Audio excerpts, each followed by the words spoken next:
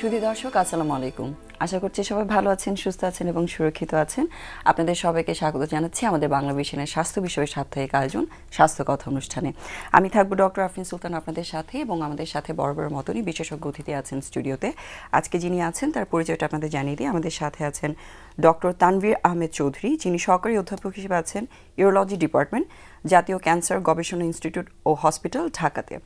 কেমন আছেন ভাই আপনি? ধন্যবাদ আফরিন, ভালো আছি। জি, আর দর্শক আমাদের সাথে যেহেতু ইউরোলজিস্ট আছেন, এই রিলেটেড কোনো প্রশ্ন থাকলে বা কোনো কিছু যদি জানার থাকে সেটা অবশ্যই আমাদের সাথে যুক্ত থাকতে পারবেন। স্ক্রিনে দেখানো নাম্বারে কোয়েশ্চেন করতে পারবেন এবং ফেসবুক লাইভেও যুক্ত থাকতে পারবেন, এবং আমরা কিছু এই রিলেটেড বিষয় নিয়ে আলোচনা করব। সেই বিষয়ে আপনাদের কিছু জানার থাকলে সেটাও আমাদের কাছ থেকে জেনে নিতে পারেন।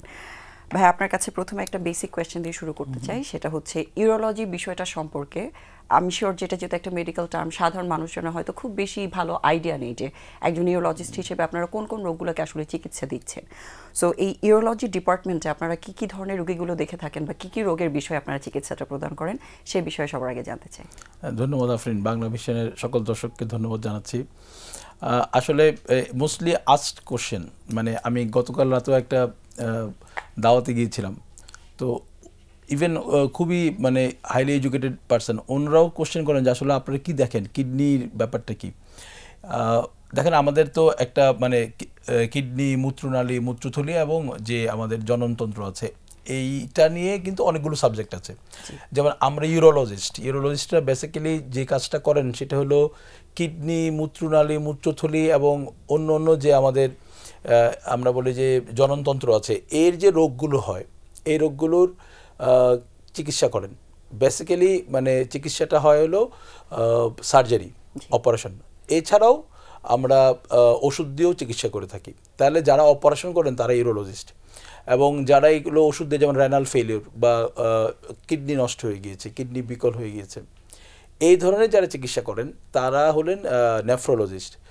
তো এই মেডিসিনের মাধ্যমে যে কিডনি রিলেটেড রোগগুলোকে চিকিৎসা করছেন ওনারা হচ্ছে নেফ্রোলজিস্ট হিসেবে কাজ করছেন। যখন সার্জারির প্রয়োজন হচ্ছে তখন ইউরোলজিস্টের কাছে যেতে হচ্ছে।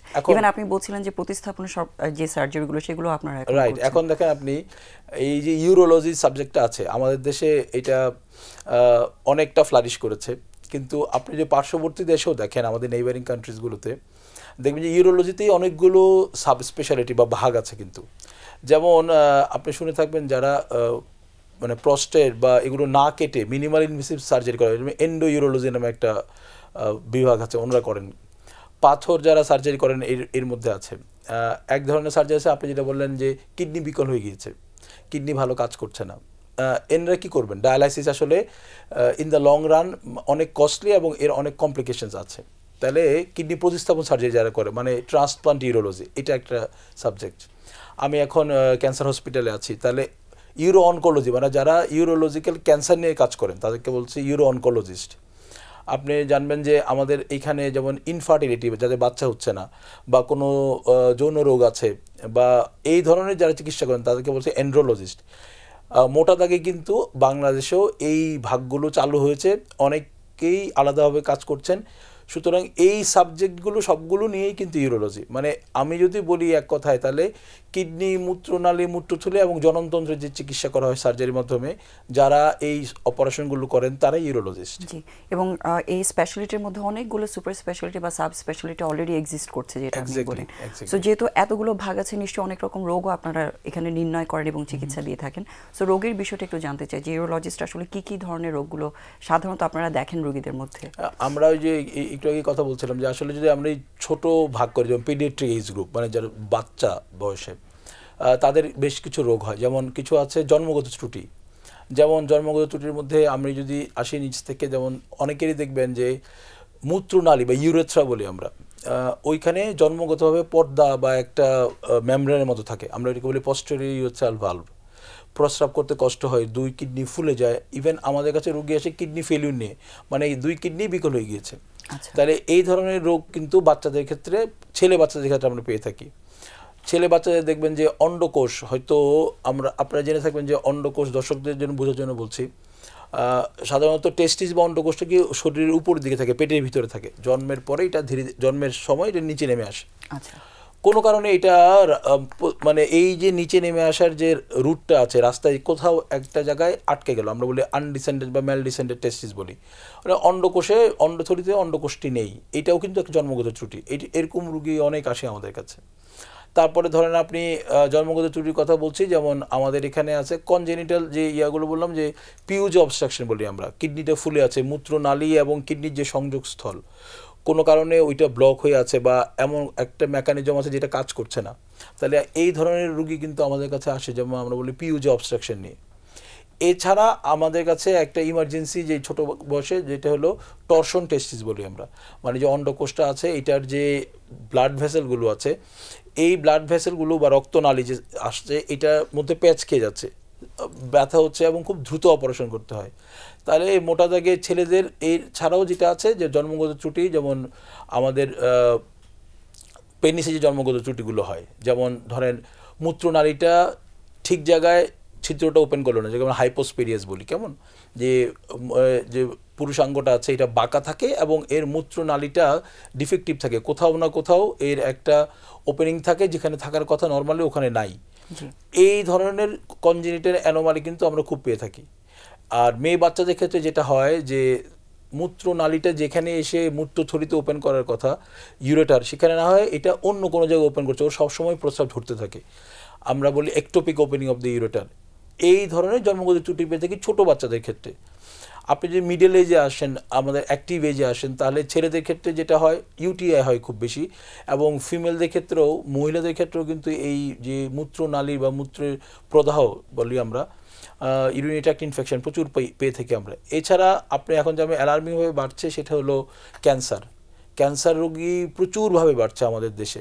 যে প্রাপ্তবয়স্কদের রোগের ব্যাপারে আসার আগে বাচ্চাদের ক্ষেত্রে আরেকটা জিনিস একটু জানতে চাই, এখন কিন্তু কনসিভ করলে একটা টাইমে সবারই একটা অ্যানোমালি স্ক্যান করার সুযোগ থাকে, যেখানে অনেক ধরনের জন্মগত ত্রুটি বোঝা যায়, সেটা হৃদরোগ হতে পারে অথবা স্নায়ুর কোনো ডেভেলপমেন্টাল ডিফেক্ট হতে পারে।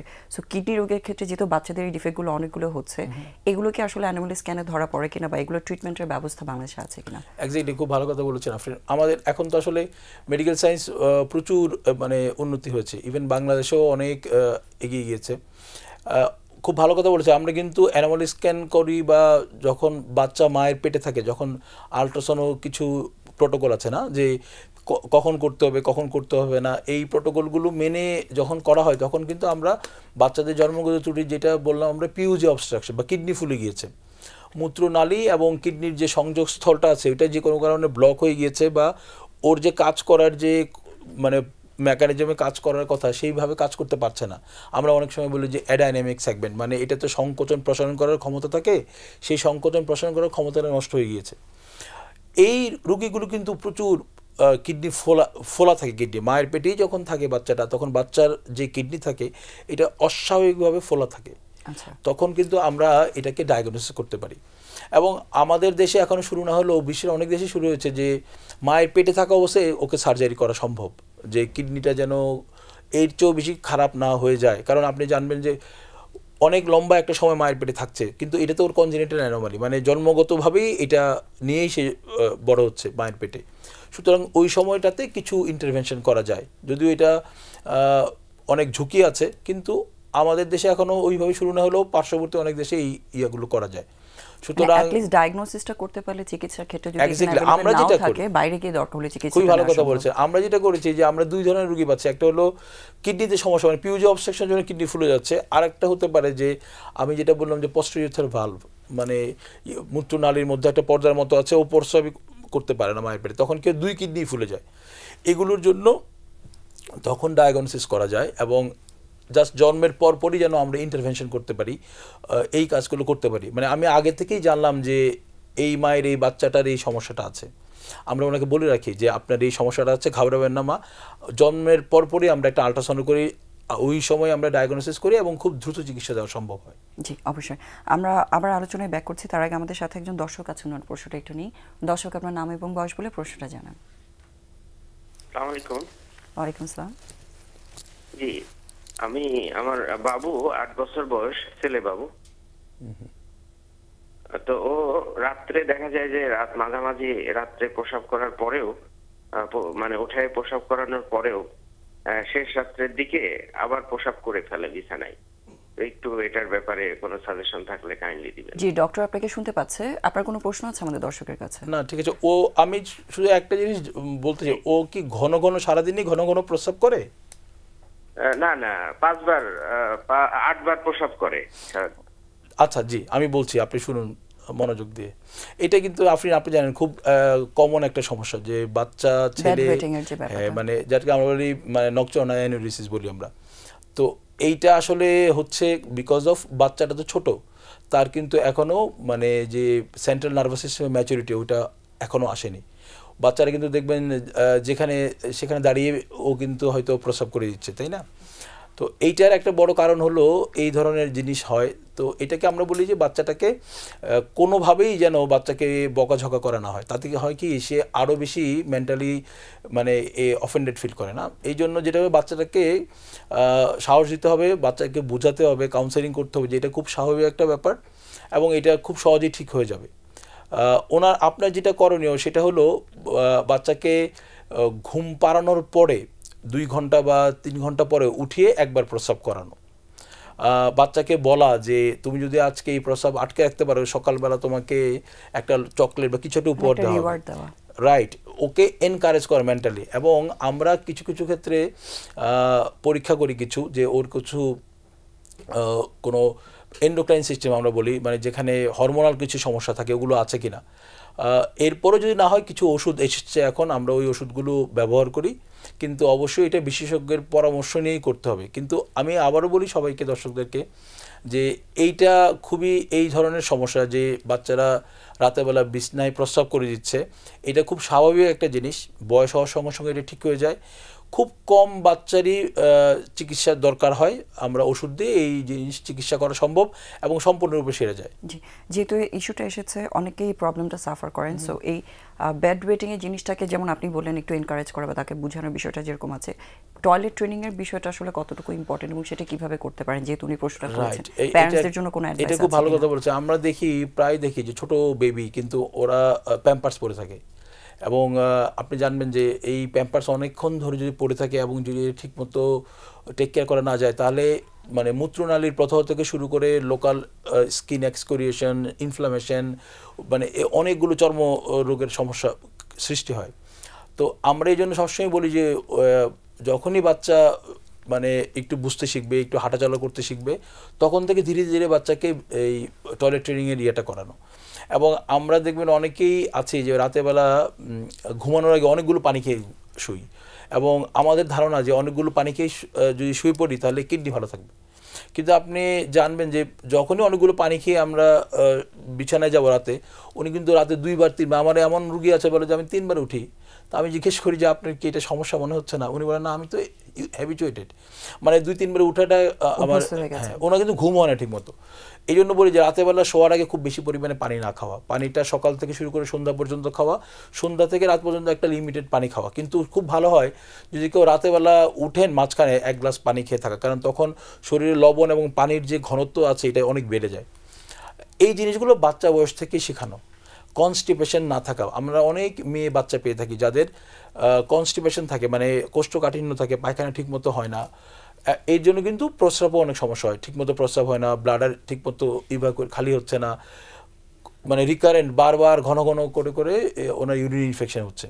সুতরাং আপনি যেটা বললেন ভেরি ইম্পর্টেন্ট, যে টয়লেট ট্রেনিংয়ের ব্যাপারটা, বোথ মানে বাউল মানে ট্রেনিং, পায়খানা কীভাবে করবে, কতটুকু খাবে এবং পানি কীভাবে খাওয়া উচিত, এবং মা বাবাদের উচিত যে বাচ্চাদেরকে যখন থেকে সে বুঝতে শিখবে, হাঁটাচলা করতে শিখবে, যেহেতু অভ্যাসের ব্যাপার আছে, যত আর্লি শুরু করবে তত তাড়াতাড়ি বাচ্চা অ্যাডপ্ট করতে পারবে ওই সিচুয়েশনটাতে।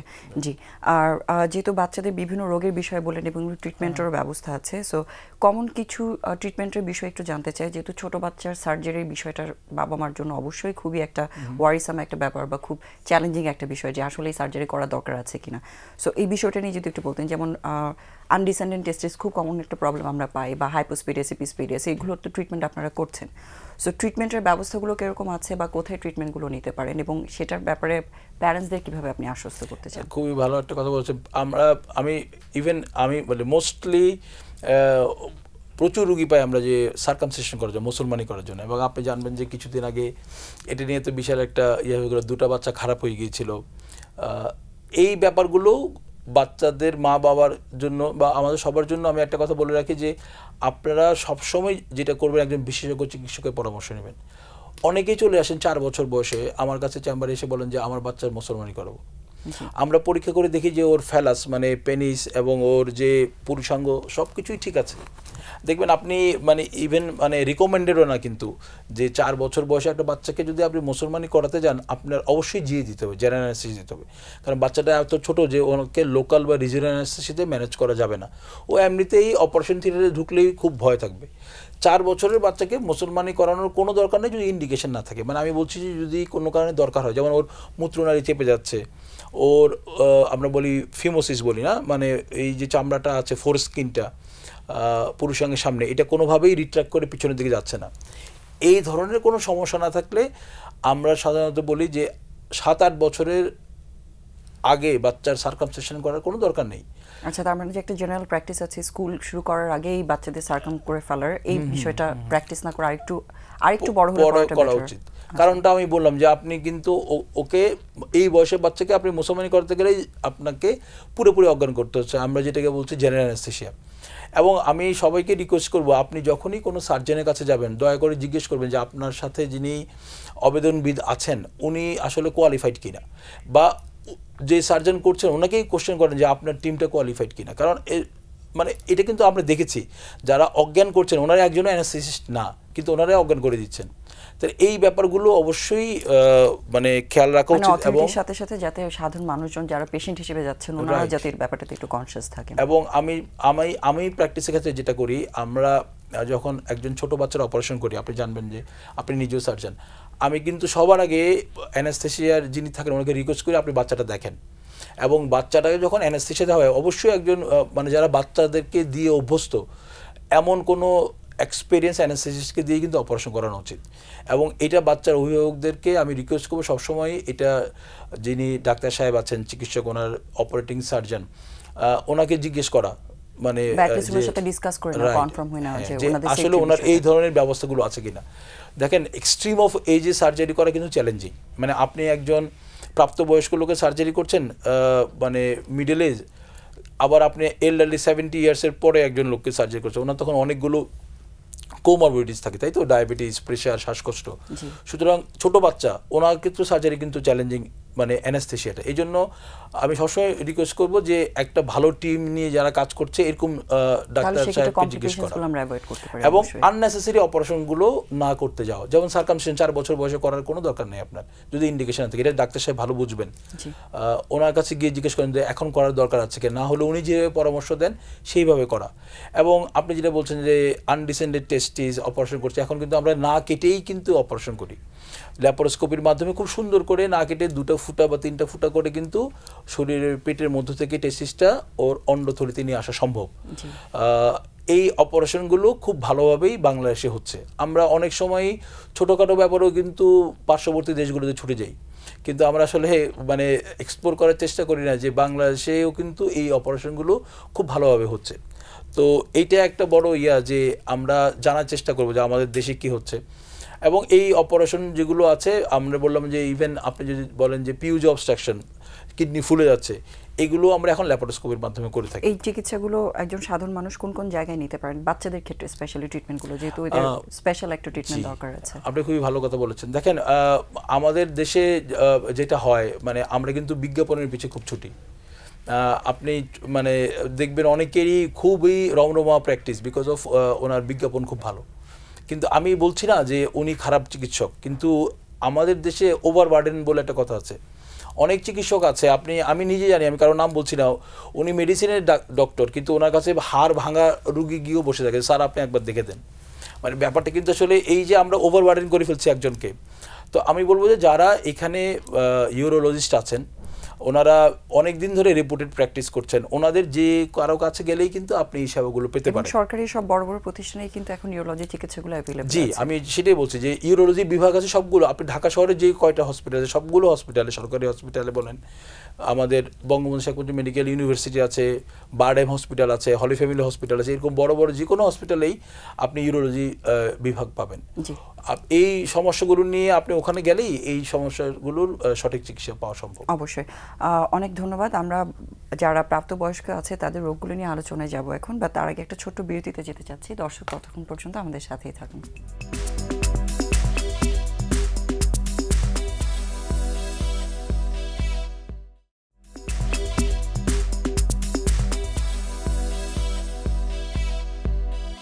শুধু দর্শক, আপনাদেরকে আবারও স্বাগত জানাচ্ছি স্বাস্থ্য কথা অনুষ্ঠানে। ধন্যবাদ আমাদের সাথে থাকার জন্য। এবং আজকে আমাদের সাথে স্টুডিওতে আছেন ডক্টর তানভীর আহমেদ চৌধুরী, যিনি একজন ইউরোলজিস্ট। আপনার কাছে একটু জানতে চাচ্ছিলাম, যেহেতু আমরা বাচ্চাদেরকে নিয়ে অনেক আলোচনা করলাম, একটু প্রাপ্তবয়স্কদের রোগের বিষয়গুলো একটু জানতে চাই। ছেলে মেয়ে কী ধরনের রোগগুলো আসলে সাধারণত আপনারা পেয়ে থাকেন? আমি আগে বলছিলাম প্রাপ্তবয়স্ক লোকদের মধ্যে যারা সেক্সুয়ালি অ্যাক্টিভ তাদের মধ্যে ইউটিআই ইজ মোর কমন, মানে ইউরিনারি ট্র্যাক্ট ইনফেকশন, বা আমরা নর্মালি বলি যে প্রস্রাব ইনফেকশন হয়ে গেছে। এটা ছাড়া আপনি জানবেন যে এখন দেশে ক্যান্সার রোগ, ক্যান্সারের হার অনেক বেড়েছে, এবং এখানে মূত্রথলির ক্যান্সার, কিডনির ক্যান্সার এবং অন্ডকোষের ক্যান্সার, এছাড়াও পুরুষাঙ্গের ক্যান্সার প্রচুর রুগী। আমরা যেমন এখন ক্যান্সার হসপিটালে কাজ করছি, প্রচুর রুগী পাচ্ছি আমরা। এবং মহিলাদের ক্ষেত্রে যেটা হয় যে এই মূত্রথলির বা কিডনি ক্যান্সারের রোগী পাচ্ছি আমরা অনেক।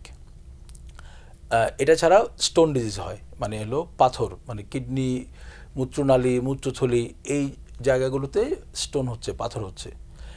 বেসিক্যালি এই তিন মানে প্রাপ্তবয়স্কদের মধ্যে পুরুষ এবং মহিলা, এদের মধ্যে মহিলাদের ক্ষেত্রে ইউটিআই এর ইয়াটা বেশি, হারটা বেশি পুরুষের চাইতে, কিন্তু পাথর এবং ক্যান্সার দুটেই পুরুষ মানুষই বেশি হয়। তাতে মহিলাদেরও পাথর এবং ক্যান্সার হয়। এই রোগগুলোই সাধারণত মধ্যবয়স্ক যেই মানে এজ গ্রুপটা আছে, বোথ মেল অ্যান্ড ফিমেল, পুরুষ এবং মহিলা দুই গ্রুপেই আমরা পেয়ে থাকি। জি, পুরুষদের ক্ষেত্রে আমরা একটা রোগের কথা প্রায় শুনে থাকি, বা আমরা দেখতে পাই এখন যেহেতু আল্ট্রাসাউন্ড অনেক করা হয়, এরকম অনেক কিছু রোগ আছে যেটা হয়তো মানুষের উপসর্গ না থাকলেও একটা টেস্টের মাধ্যমে উঠে আসে, যেটা হচ্ছে প্রোস্টেটিক এনলার্জমেন্ট, মানে একটা প্রোস্টেট গ্রন্থি বড় হয়ে যাওয়া। সো এই বিষয়টা আসলে কত, আমরা তো জানি ডাক্তার হিসেবে যেটা ন্যাচারালি ফিজিওলজিক্যালি বড় হতে পারে, অনেক সময় অন্যান্য রোগের জন্য বড় হতে পারে। সো এটা আসলে এই প্রোস্টেটিক এনলার্জমেন্ট রোগটা কি, বা এটা আসলে রোগ কিনা, এবং এটা চিকিৎসার বিষয়টা আসলে কি অবস্থায় আছে আমাদের দেশে? ধন্যবাদ আপনাকে। এটা আমরা মানে একটু এল্ডারলি পেশেন্টদেরকে পেয়ে থাকি সবচেয়ে বেশি, আফটার 60 বছরের পরে বেশি হয়, কিন্তু এটা আগেও আমরা বিভিন্ন কারণে প্রোস্টেট গ্ল্যান্ডটা এনলার্জ থাকে। বাংলা কথা বললে আমরা আসলে প্রোস্টেট গ্ল্যান্ডটা একটা গ্রন্থির মতো, এবং যেটা মূত্রথলির ঠিক নিচেই থাকে, আমরা এটাকে প্রোস্টেট গ্ল্যান্ড বলা হয়। এর দুটা কাজ আছে, এই কিছু হরমোন তৈরি করে, কিছু সিক্রেশন হয় এই ইয়াটার জন্যে। তো বেসিক্যালি এইটা যেটা হয় যে হরমোনাল, আমি যেটা বললাম যে হরমোনাল ইমব্যালেন্সের জন্য মেয়েদের যেমন মেনোপোজ হয়, ছেলেদেরও কিন্তু অ্যান্ড্রোপোজ নামে একটা টার্ম আছে, যেটা আসলে আমরা অনেকেই জানি না। তো যখন বয়স বেড়ে যায় তখন হরমোনাল ইমব্যালেন্সের জন্য এটা বড় হতে পারে, কিন্তু এছাড়াও যখন এটা বড় হয় তখন আমরা এটাকে বলি বেনাইন এনলার্জমেন্ট অফ প্রোস্টেট, মানে এটা একটা এনলার্জমেন্ট, একটা নিওপ্লাজম, কিন্তু ক্যান্সার না। এটা ছাড়াও প্রোস্টেট যে কারণে বড় হয়, এর মধ্যে আরেকটা বড় কারণ হলো প্রোস্টেটিক ক্যান্সার, মানে প্রোস্টেটে ক্যান্সার হয়। এবং এই ক্যান্সারটা পশ্চিমা দুনিয়াতে আমাদের চাইতে বেশি, কিন্তু আমাদের দেশেও প্রোস্টেটিক ক্যান্সার পুরুষের একটা যেই ক্যান্সারগুলো হয় এর মধ্যে অন্যতম একটি ক্যান্সার হলো প্রোস্টেটিক ক্যান্সার। তাহলে এই দুইটা কারণেই বেসিক্যালি বড় হয় প্রোস্টেট গ্ল্যান্ডটা। তো 90% মানুষের ক্ষেত্রে দেখা যায় এই রোগটা যেহেতু কমনলি হচ্ছে, এগুলো উপসর্গের বিষয়ে যদি একটু আমাদের দর্শকদের আমি বললাম যে 90% ক্ষেত্রে যেটা হয়, প্রোস্টেটটা বড় হয়ে যাচ্ছে। যখন বড় হয়ে যাচ্ছে, এটা কারণটা হলো বেনাইন এনলার্জমেন্ট। আমি বললাম যে এটা আসলে বয়সের কারণে হরমোনাল ইয়ার জন্য বড় হচ্ছে, এটা কোনো টিউমার বা খারাপ কোনো টিউমার না, মানে ক্যান্সার না। এটার আসলে উপসর্গগুলো কি, আমরা এই উপসর্গগুলোকে ডাক্তারি ভাষায় বলি যে LUTS, মানে লোয়ার ইউরিনারি ট্র্যাক্ট সিমটমস। কি হচ্ছে আসলে, মানে যেটা হয় সহজ বাংলায় বললে ঘন ঘন প্রস্রাব হয়। রাতেবেলা দেখা যাচ্ছে একজন ভদ্রলোক 2 বার 3 বার 4 বার ঘুম থেকে উঠছেন, তাহলে দিনের বেলা হতে পারে ঘন ঘন প্রস্রাব হওয়া। ওনার প্রস্রাবটা উনি ধরে রাখতে পারছেন না, যখন প্রস্রাব ওনার ধরছে উনি বাথরুমে যাওয়ার আগে হয়তো 2-1 ফোঁটা পড়ে যাচ্ছে, ওনার কাপড় চোপড় নষ্ট হয়ে যাচ্ছে। তারপরে যেটা বললাম, রাতেবেলা অনেক বারবার প্রস্রাব করছে, প্রস্রাব করার পর মনে হচ্ছে যে কিছু প্রস্রাব ওনার রয়ে যাচ্ছে। ওনার পুয়ার ফ্লো বলছে, মানে প্রস্রাবটা আগে যে বেগে বের হতো এখন সেই বেগটা বা ফ্লোটা ওরকম নাই। উনি যখন আরও চাপ দিচ্ছেন তখন দেখা যাচ্ছে যে এটা আরও বেশি খারাপ হয়ে যাচ্ছে, মানে ফ্লোটা কমে যাচ্ছে। এই উপসর্গগুলো নিয়ে রোগী আমাদের কাছে আসে। এছাড়াও এই রোগে যেমন হেমাচুরিয়া বা প্রস্রাবের সাথে রক্ত যেতে পারে, তো এইগুলো নিয়ে আসে। কিন্তু আপনি জেনে মানে আশ্চর্য হবেন আফরিন, আমরা কখনো কখনো এই রোগের জন্য কিডনি বিকল হয়ে গিয়েছে, এই ধরনের রোগীও আমরা পেয়ে থাকি। মানে তাহলে এই রোগের কমপ্লিকেশনসের জন্য হার্নিয়া যেমন হতে পারে, মানে শরীরের বিভিন্ন জায়গা দিয়ে, দুর্বল জায়গা দিয়ে আমাদের পেটের মধ্যে যে জিনিসগুলো থাকে ওগুলো বেরিয়ে আসতে পারে। হার্নিয়া থেকে শুরু করে আপনার কিডনি বিকল হয়ে যাওয়া পর্যন্ত রোগীও আমরা পেয়ে থাকি। তার মানে এটা যদি আমরা সঠিক সময়ে চিকিৎসা না করি, এটা কমপ্লিকেশনস এর সাফারিংস আছে। এক্স্যাক্টলি। জি, ট্রিটমেন্টের বিষয়টা কি আছে যাদের যেহেতু এগুলো থেকে কমপ্লিকেশনস হতে পারে, কি কি ধরনের ট্রিটমেন্ট অ্যাভেলেবল আছে? আপনি মানে জেনে খুবই খুশি হবেন যে এই রোগের বড় একটা অংশের চিকিৎসা কিন্তু ওষুধ দিয়ে করা সম্ভব। মানে সার্জারিতে যাওয়ার আগে আমরা যদি ইনিশিয়ালি ওনাকে চিকিৎসা করতে পারি, আমাদের এখন অনেক ধরনের মানে মানে মেডিসিন অ্যাভেলেবল আমাদের মার্কেটে, যেগুলো দিয়ে খুব ভালোভাবে এই রোগের চিকিৎসা করা যায়। তাহলে বেসিক্যালি এই আমরা যে চিকিৎসাটা ভাগ করি, আমরা কাউকে কাউকে ফলো আপ করি। অনেকে আসেন যে আপনি যেটা বললেন যে আল্ট্রাসাউন্ড করেছে কোনো কারণে, দেখা গেলো প্রস্টেট গ্ল্যান্ড বড়, আমরা পরীক্ষা করলাম, দেখলাম যে এটা ক্যান্সার না, এবং ওনার ফ্লো আমরা দুটো পরীক্ষা করি। একটা করে সিরাম পিএসএ দেখতে চাই যে ক্যান্সারের জন্য হচ্ছে কিনা, আর একটা করি ইউরোফ্লোমেট্রি বলি আমরা, মানে ওনার ফ্লোটা কেমন, প্রস্রাবটা কেমন বেরোচ্ছে। এই দুইটা করেই কিন্তু আমরা ওনাদেরকে চিকিৎসা করতে পারি। কাউকে কাউকে আমরা এই দুইটা করেই, অনেকে আসেন যে অন্য কোনো কারণে আল্ট্রাসাউন্ড করেছেন, যেমন ওনার গলব্লাডার স্টোন ছিল, উনি পরীক্ষা করেছেন ওনার প্রস্টেট গ্ল্যান্ড বড়, আমরা ওনাকে বলি যে আপনার অপারেশনের দরকার নেই, আপনার ওষুধ খাওয়ার দরকার, আপনি ফলো আপে থাকেন। তাহলে আমরা ফলো আপ করতে পারি কাউকে।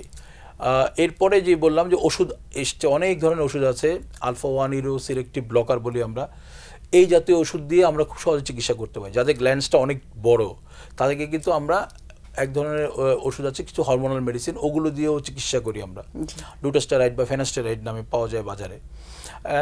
এইগুলো দিয়ে আমরা ওনাদেরকে চিকিৎসা করতে পারি। এবং এই চিকিৎসাও যদি আমরা মেডিসিন দিয়ে চিকিৎসা না হয়, তাহলে আমরা অপারেশন করতে পারি। দেখেন আগে আমাদের ট্রেনিং পিরিয়ডেও যখন আমরা স্টুডেন্ট ছিলাম মেডিকেল স্কুলে, তখন দেখেছি প্রস্টেট অপারেশন মানে ভয়াবহ একটা জায়গা, পেট কেটে করা হতো, ক্যাথেটার থাকতো, ব্লিডিং হতো অনেক দিন ধরে, হেমাচুরি হতো। এখন কিন্তু খুব চমৎকারভাবে অপারেশন করা যায় রুগীকে, মানে আমরা কোনো কাটাছিড়া হয় না, প্রস্রাবের রাস্তা দিয়ে একটা নল ঢুকানো হয়, ঢুকিয়ে এটাকে সুন্দর করে আমরা কটারি মেশিন দিয়ে কেটে নেওয়া হয়, যাকে বলে টিউআরপি।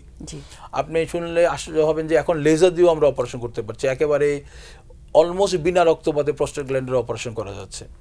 আমাদের একটা অনেক বড় অ্যাচিভমেন্ট আসলে মেডিকেল ফিল্ডে, কারণ এত বেশি ব্লিডিং হতো আগে অপারেশনগুলো, তো সেটা এখন কন্ট্রোল করে আমরা করতে পারছি। সো এটা অবশ্যই আমাদের জন্য একটা বিশাল এবং কমপ্লিকেশন ছিল অনেক ওই অপারেশনগুলোর। অপারেশনের পরে ব্লিডিং ছাড়াও দেখা যেত রাস্তাটা সংকুচিত হয়ে যায়, আমরা স্ট্রিকচার বলি, ব্লাডার নেক কন্ট্রাকচার হয়ে যেত। কিন্তু এখন কিন্তু রুগী 1 থেকে 2 দিন হসপিটালে থাকতে হয়, কোনো কাটা ছেড়ে নাই, ঠিক ওই ইউরেথ্রা বা প্রস্রাবের রাস্তা দিয়েই টিস্যুগুলোকে বের করে ফেলা হয়। এবং এই অপারেশন ঝুঁকিমুক্ত এবং খুব সহজেই করা সম্ভব, এবং রুগীর জন্য অনেক কমফোর্টেবল অপারেশন। এই অপারেশনগুলো আমাদের দেশেই হচ্ছে, এবং বাংলাদেশে ঢাকা সহ দেশের অনেকগুলো বড় বড় বিভাগীয় শহরেই প্রত্যেকটা অপারেশন হয়। জি, অনেক ধন্যবাদ। আরেকটা বিষয় একটু জানতে চাচ্ছি, ইনকন্টিনেন্স একটা সিচুয়েশন আছে যেটা আপনি অলরেডি মেনশন করেছেন, যে প্রস্রাব ধরে না রাখতে পারার ক্ষমতাটা। সো এই রোগীটা কিন্তু আমি অনেক পেয়ে থাকি, মহিলাদের ক্ষেত্রে স্পেশালি, যেহেতু আমি ফিমেল পেশেন্ট বেশি দেখি, ছেলেদেরও এই সমস্যাটা হয়। সো এই প্রস্রাব ধরে রাখতে না পারার ক্ষমতার যে বিষয়টা, বা ইনকন্টিনেন্স, ইউরিনারি ইনকন্টিনেন্স, এটার বিষয়ে আমাদের দর্শকদের কি জানাতে চান? দেখুন, এটা একটা বড় টার্ম, এবং আপনি জানলে আশ্চর্য হবেন যে এটা নিয়ে ওয়ার্ল্ডে অনেক একটা সোসাইটিও আছে, ইনকন্টিনেন্স সোসাইটি। বেসিক্যালি আমরা যেটা করছি, ইনকন্টিনেন্স প্রস্রাবটা ধরে রাখতে না পারা। এখন এইটা দেখবেন যে মানে ছেলে এবং মেয়ে দুই ধরনের এজ, মানে জেন্ডারে দেখা যায়, কিন্তু মহিলাদের ক্ষেত্রে দেখা যায় অনেক বেশি হচ্ছে। আপনি জানবেন যে আমাদের মায়েরা মানে অনেক সময় ওই যে বাচ্চা হচ্ছে ওনাদের, না ওনাদের এই যে যখন গর্ভে বাচ্চা আসছেন, ওনার কিন্তু শরীরে হরমোনাল চেঞ্জ হচ্ছে। হরমোনাল চেঞ্জ হওয়ার ফলে কী হচ্ছে, ওনার যে মাংসপেশিগুলো আছে, পেটের নিচের দিকে মাংসপেশি, পেলভিক ফ্লোরের মাংসপেশি, এগুলো দুর্বল হয়ে যাচ্ছে। এবং আমাদের দেশে বা এই পার্ট অফ ওয়ার্ল্ডে কিন্তু দেখবেন মহিলারা অনেক অবহেলিত। হ্যাঁ, ওনারা যে এই যে ব্যায়াম করা উচিত, একটা নির্দিষ্ট পরিমাণ ডায়েট নেওয়া উচিত, অপুষ্টিতে ভুগছেন, ঠিকমতো ব্যায়াম করছেন না, এবং ওনাদের ঘন ঘন ওনারা কনসিভ করছেন বা যে পেটে বাচ্চা আসছে, এই সব কারণে দেখা যায় ওনাদের মাসেলগুলো, পেলভিক ফ্লোরের যে মাংসপেশিগুলো থাকে, এগুলো দুর্বল হয়ে যায়। যখন দুর্বল হয়ে যায় তখন ওনার কি হয়, যখন ওনার পেটের মধ্যে প্রস্রাব জমে যায় অনেক বেশি, তখন হয় কি একটা চাপ ক্রিয়েট করে, না তখন ওনারা আসলে প্রস্রাবকে কন্ট্রোল করবেন যে ওই মাংসপেশিগুলোতেই কন্ট্রোল হয়। বা নিয়ন্ত্রিত হয় যে উনি বাথরুম পর্যন্ত যেতে পারেন এর আগেই পড়ে যাচ্ছে, বা হাঁচি কাশি দেয়, হাঁচি কাশি দিয়ে পড়ে যাচ্ছে, বা বন্ধু বান্ধবদের সাথে বসে আছে খুব জোরে জোরে হাসলো, তাতে কিন্তু যখন আপনার ইন্ট্রা অ্যাবডোমিনাল প্রেশার, পেটের মধ্যে প্রেশার বাড়ছে, তখন কি ওনাদের প্রস্রাবটা লিক করছে। এটাকে আমরা বেসিক্যালি ইনকন্টিনেন্স বলছি। আরেক ধরনের ইনকন্টিনেন্স আছে যেটা হলো আমরা ভিভিএফ বা ইউভিএফ বলি, মানে মাসিকের রাস্তা এবং প্রস্রাবের রাস্তা যে কোনো কারণেই হোক একসাথে জোড়া লেগে গেল বা একটা কমিউনিকেশন হয়ে গেল। এটা আগে খুব হতো, যেমন আমাদের অবস্ট্রাকটেড লেবার ছিল, এখন তো সিজারিয়ান সেকশন বা স্বাস্থ্যসেবার অনেক বেড়েছে, এটা কমেছে, কিন্তু আয়াট্রোজেনিক অপারেশন করতে গিয়ে বিভিন্ন কারণে এই এটাও কিন্তু ওয়ান কাইন্ড অফ ইনকন্টিনেন্স। তো মোটের উপরে এই দুই ধরনের ইনকন্টিনেন্স হয়, কিন্তু আমি প্রথম যে ইনকন্টিনেন্স বললাম এটা প্রচুর হয়, এবং এটা আসলে একটা সোশ্যাল এমবারাসমেন্ট আসলে ক্রিয়েট করে এবং কনফিডেন্সটা চলে যায় পেশেন্টের। এটা চিকিৎসা করা সম্ভব, এবং এটার মেইন পার্ট অফ চিকিৎসা কিন্তু আসলে মানে মাসলগুলোকে স্ট্রেংথেনিং করা, আমরা বলি যে কিজেল এক্সারসাইজ করা। এই কিগেল এক্সারসাইজ করলে কী হয় যে এই মাসেল যেগুলো আছে এগুলো শক্ত হয়, এবং আমরা কিছু ওষুধপত্র দিয়ে থাকি। এই ওষুধপত্র এবং ওই ব্যায়ামও যদি ঠিক না হয় তাহলে আপনি জানবেন যে কিছু মানে আমরা সাসপেনশন ইউজ করি না, যেমন এই যে আমরা বলি টিভিটি, টিওটি যে ইয়াগুলো আছে, অপারেশন করে অপারেশন করে ইয়াটাকে রাস্তাটাকে টাইট করে দেওয়া হয়। এই চিকিৎসাগুলো গাইনিকোলজিস্ট বা ইউরোলজিস্ট দুইজনই করে থাকে, এবং এই চিকিৎসাগুলো বাংলাদেশে অ্যাভেলেবেল হচ্ছে। এই যে সোশ্যাল এম্বারাসমেন্ট, এটা থেকে মুক্তি পাওয়ার জন্য কিছু প্রিভেন্টিভ কথা আমি বলি, যেটা হলো যে অবশ্যই আমাদের মায়েদের নিজেদের শরীর সম্বন্ধে সচেতন হতে হবে। ওনারা যখন মানে কনসিভ করবেন বা গর্ভে বাচ্চা আসবে তখন ঠিকমতো খাওয়া দাওয়া করা, ব্যায়াম করা, এবং পরবর্তীতেও সেই শরীর চর্চাটা ধরে রাখা মোর ইম্পর্টেন্ট। কারণ এটা যদি ঠিকমতো করা যায়, এই যে সমস্যাটা ইনকন্টিনেন্স, এটা কিন্তু প্রিভেন্ট করা সম্ভব। জি, আর যেহেতু মহিলাদের স্বাস্থ্যের বিষয়ের কথাটা আসছে, আরেকটা প্রবলেম যেটা আমরা দেখতে পাই সেটা হচ্ছে যেটা আপনি ইনফেকশনের কথা বলছিলেন, ইউটিআই যে বিষয়টা, এটা অবশ্যই মহিলাদের বেশি তো হয় এবং রিকারেন্টও হয়। সো এই সিচুয়েশনটাকে কন্ট্রোল করার জন্য বা এই যে প্রিভেনশনের জন্য আপনি কিছু পরামর্শ দিলেন, ইউটিআইটাকে প্রিভেন্ট করার জন্য কিছু পরামর্শ দিতে চান কিনা আমাদের মায়েরা যারা আমাদেরকে শুনছেন? আমাদের কাছে প্রতিদিনই এরকম রোগী আসেন, এবং বেসিক্যালি দেখা যায় যে ওনার ঘন ঘন হচ্ছে, এবং উনি অনেকগুলো চিকিৎসক উনি চেঞ্জ করে ফেলছেন। প্রথমবার হয়তো গাইনিকোলজিস্টের কাছে যাচ্ছেন, তারপরে মেডিসিন ডাক্তারের কাছে আসছেন, নেফ্রোলজিস্টের কাছে আসছেন, ইউরোলজিস্টের কাছেও আসছেন উনি। কারণটা কি? কারণ উনি হলো ওনার এই রোগটা ভালো হচ্ছে না। আমি এই জন্য প্রথমেই বলবো যে ওনাদেরকে দেখেন, মেয়েদের কিন্তু এমনিতেই প্রস্রাবে ইনফেকশন বা ইউটিআই হওয়ার প্রবণতাটা বেশি, কারণ অ্যানাটমিক্যালি প্রস্রাবের রাস্তা এবং পায়খানার রাস্তা খুব কাছাকাছি থাকে। 2 নাম্বার, ওনারা অনেকেই দেখবেন, আমি আমার ফ্যামিলিতেও দেখি যে বাংলাদেশের পার্সপেক্টিভ এটা সত্যিও অনেকটা, কারণ বাইরে খুব ভালো টয়লেটের ব্যবস্থা নেই, হাইজেনিক কোনো ইয়া নেই। ওনারা একবার বের হলে প্রস্রাবটাকে ধরে রাখেন, সকালবেলায় বের হন, বিকালবেলা গিয়ে দেখবেন যে আবার বাসায় গিয়ে উনি হয়তো ব্লাডারটা ইভ্যাকুয়েট করছেন। বিভিন্ন কারণে মেয়েদের ইউটিআই বেশি হচ্ছে। তো এই যে ইউরিনারি ইনফেকশন, এটা মানে প্রিভেন্ট করার একটা বড় একটা ইয়ে হলো যে সবসময় একটা পার্সোনাল হাইজিনটা মেনটেন করা, এবং আপনি করবেন, জেনে থাকবেন যে অনেকেই কিন্তু ভুলভাবে টিস্যু ইউজ করেন না, বাথরুমে গিয়ে যে কীভাবে ইউজ করতে হবে এইটা অনেকে জানেন না। তো এটার জন্য আমি বলবো যে অবশ্যই জেনে রাখো, যেহেতু খুব কাছাকাছি অবস্থা থেকে টয়লেট ইউজ করার পরে জায়গাটা সুন্দর করে একটা টিস্যু পেপার হোক, একটা পরিষ্কার কাপড় হোক মুছে ফেলা, এবং এই পরিমিত পানি খাওয়া। আমরা অনেকেই দেখেছি যে পানি অনেক কম খান ওনারা, পরিমিত পানি খাওয়া, এবং যখনই আমি সবাইকে রিকোয়েস্ট করি, যখনই আপনার প্রস্রাব ধরে যাবে তখন একটা ভালো জায়গা পেয়ে ওই প্রস্রাবটা করে নেওয়া। কারণ অনেকক্ষণ ধরে যদি আমি প্রস্রাবটা জমিয়ে রাখি তাহলে কিন্তু আমার ইনফেকশনের চান্স অনেক বাড়বে। এবং আমার যেটা রিকোয়েস্ট থাকবে, যখনই এই ধরনের সমস্যা হবে একজন বিশেষজ্ঞ চিকিৎসকের পরামর্শ নিয়ে চিকিৎসা না। ইউটিআই কিন্তু অনেকগুলো ইউরিনারি ট্র্যাক্ট ডিজিজের কিন্তু একটা লক্ষণ। আপনি জানেন যে কারো পাথর আছে কিডনিতে, মূত্রথলিতে, তার কিন্তু সিমটম হবে অনেকটা প্রস্রাব ইনফেকশনের মতো, জ্বালা পোড়া করা, ঘন ঘন প্রস্রাব করা, জ্বর আসা, তলপেটে ব্যথা করা।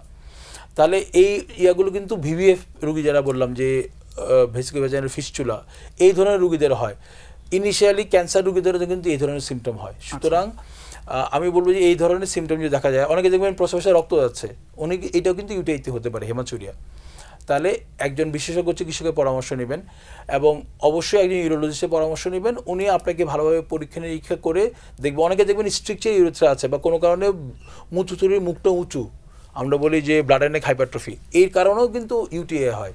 সুতরাং আগে যদি কারণটা দূর করা যায় তাহলে কিন্তু বারবার ইউটিআই হওয়ার আর হবে না। তার মানে ইনফেকশন একটা ইন্ডিভিজুয়াল রোগ হলো, এটার সাথে অ্যাসোসিয়েটেড আরও কিছু কন্ডিশন থাকতে পারে যেটা একটা সিরিয়াস রোগের একটা উপসর্গ হিসেবে আসতে পারে।